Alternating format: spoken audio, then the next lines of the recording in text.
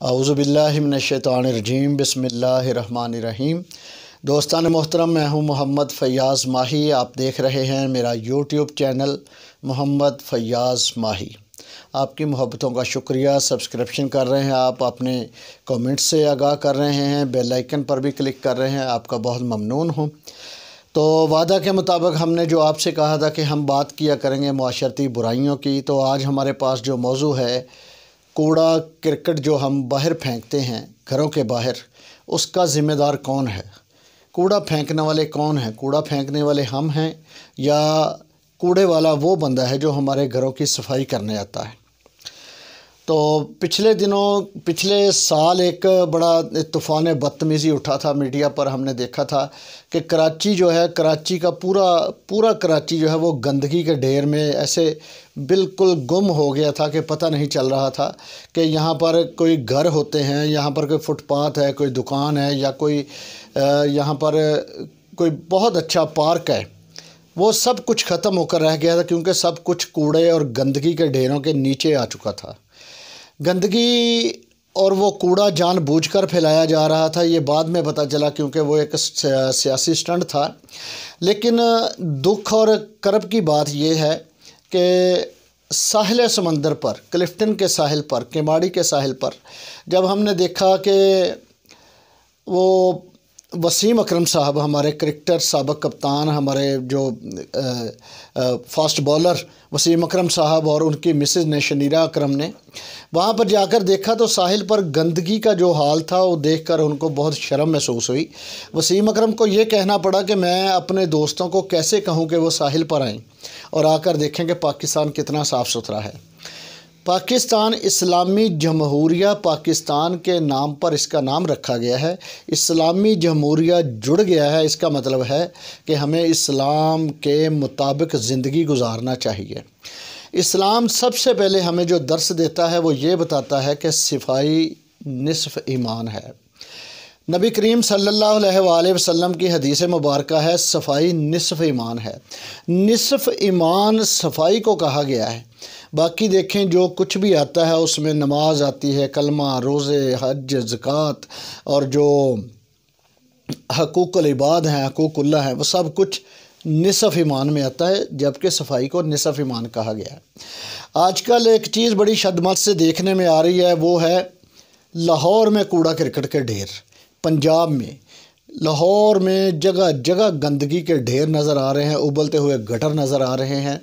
وہ کہنے والے تو کہتے ہیں یہ بھی ایک سیاسی سٹنٹ ہے۔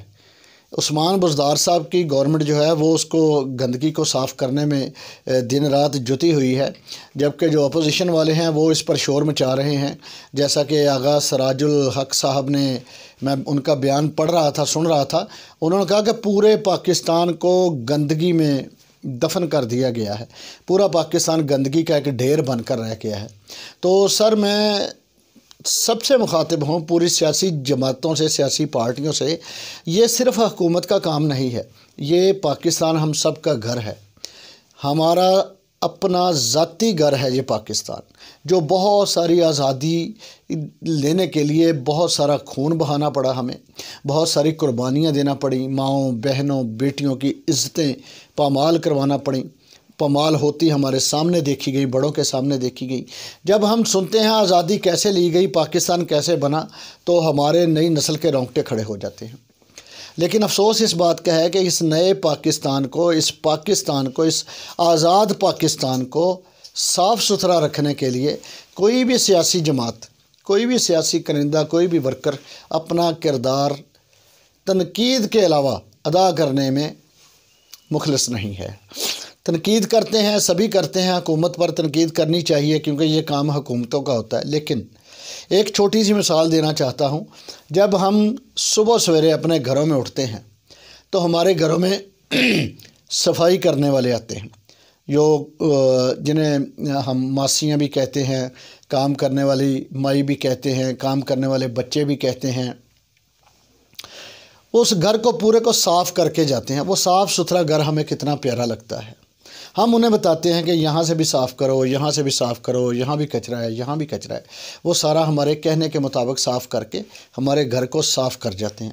اس صاف ستھرے گھر میں ہمارے مہمان آتے ہیں، وہ دیکھتے ہیں ہمارا رہن سہن، دیکھتے ہیں کہ کس طرح یہ گھر والے کس طرح رہ رہے ہیں، ان کے گھر میں کتنا سکون ہے، ان کے گھر میں کتنی صفائی ہے، ان کے گھر میں کیا کچھ ایسا ہے جو گندگی سے مبرہ ہے، گندگی سے پاک ہے۔ وہ صفائی ہم نے کروا لی ہے، وہ صفائی والے سے صفائی کروا لی، بچوں سے کروا لی یا کام والی ماسی سے کروا لی صفائی، تو ہمارا گھر صاف ستھرا ہو گیا۔ اب باری آتی ہے کہ جب ہم باہر وہ کوڑا پھینکتے ہیں، اپنے گھر کا سارا کچرا اٹھا کر ہم باہر پھینک دیتے ہیں، شاپر میں ڈال کر پھینک دیتے ہیں۔ اس کوڑے کو کوئی گاڑی والا کچل کر چلا جاتا ہے، اس کوڑے کو کوئی ٹھیلے والا اپنے ٹھیلے کے ساتھ گھسیٹ کر لے جاتا ہے، اس کوڑے کو کوئی کتے شاپر پھاڑ دیتے ہیں، وہ کوڑا جگہ جگہ گندگی پھیلاتا ہوا بکھر جاتا ہے۔ تو جب صفائی کرنے والا آتا ہے، جسے ہم جمع دار کہتے ہیں، جمع دار کا مطلب وہ فرد جمع بندی سے، وہ یہ ایک عدالتی زبان ہے، اس کا مطلب کچھ اور ہوتا ہے، لیکن ہم نے کچھ اور نکال لیا اس کا مطلب۔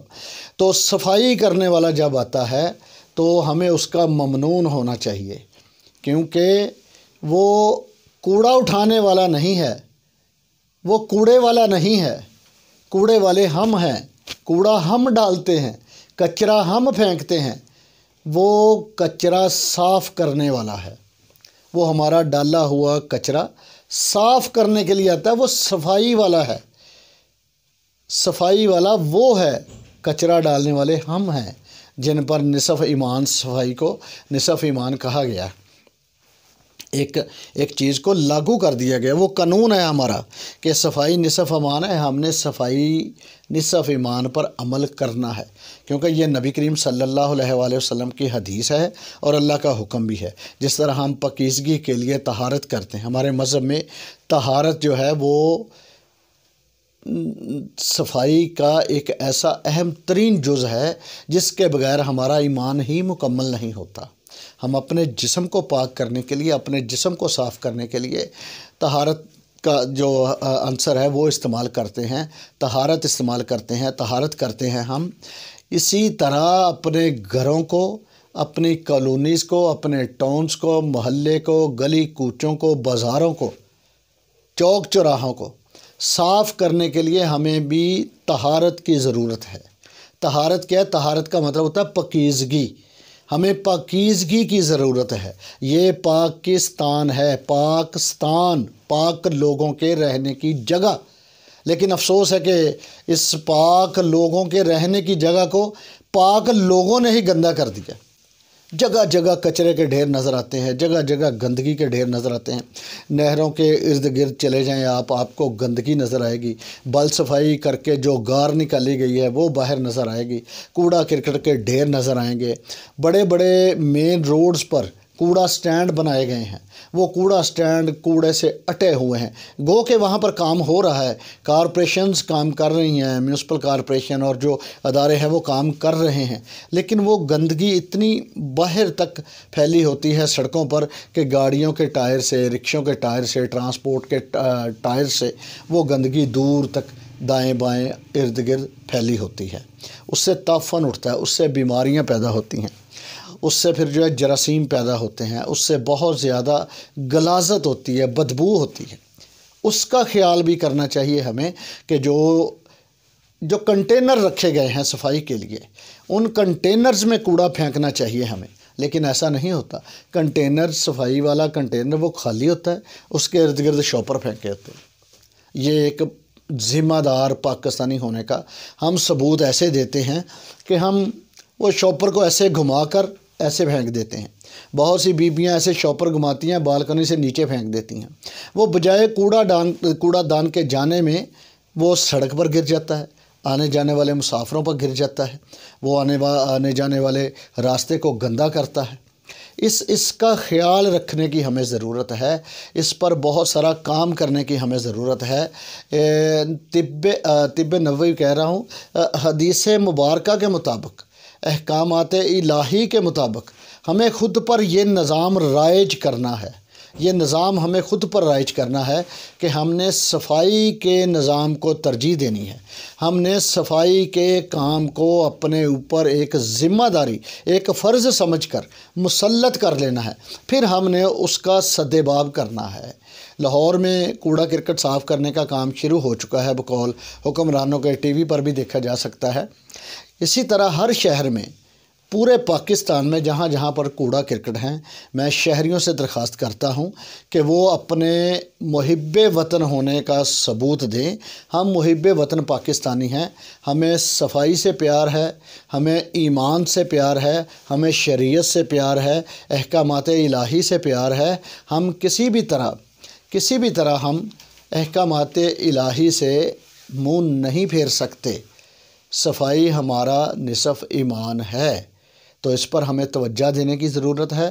کوڑا باہر پھینکتے وقت اس بات کا ضرور دھیان رکھیں کہ کوڑا شاپر میں ہو، آپ کے گھر کے باہر ایک کوڑا دان ہو، ایک باسکٹ ہو، ایک ڈسٹ بن ہو، ایک ڈرم ہو، وہ کوڑا اس میں پھینکا جائے۔ وہ کوڑا کبھی بھی ہمارے لیے غلاظت کا باعث نہیں بنے گا، تعفن کا باعث نہیں بنے گا، بدبو کا باعث نہیں بنے گا، بیماریوں کا باعث نہیں بنے گا، جراثیم کا باعث نہیں بنے گا۔ الحمدللہ پاکستانی قوم ہر طرح کا بیماری سے، غلاظت سے، وبا سے، دکھ سے، کرب سے، طوفانوں سے مقابلہ کرنے کی صلاحیت رکھتی ہے۔